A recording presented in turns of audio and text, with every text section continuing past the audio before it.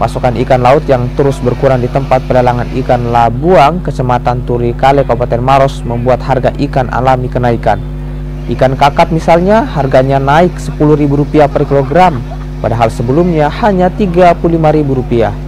Sementara ikan pari biasanya Rp300.000 per ekor dan kini naik drastis menjadi Rp400.000 per ekornya.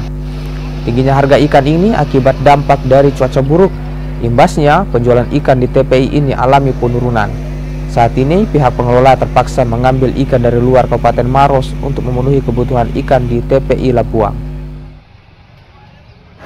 Sekarang harga naik sekali harga ini. Kemarin waktu bulan-bulan lalu itu harga 1 jutaan 1 gabus. Sekarang 1415. 1415. Iya. Satu gabus, Pak. 1 gabus. Itu isi berapa biasanya, Pak? Oh, kalau bentang begini, biasa naik 200 ekor. Jadi begitu. Tapi kalau ikan layang ya naik 300-an. Tergantung besar kecilnya saja ikan. Ikan bandeng itu awal yang asli budidaya. Nah, itu normal. itu normal ya, Pak? Normal. Ada pun yang Turun. murah karena faktor banjir dan itu kan panen dadat. Iya, Tiba-tiba ya.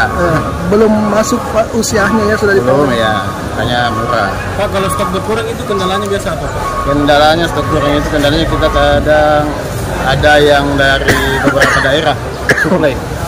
Ya termasuk Takalar, Sinjai. Contoh sekarang ini boleh kata 65% itu ikan dari luar. Oh, dari luar ya, Pak? Dari luar.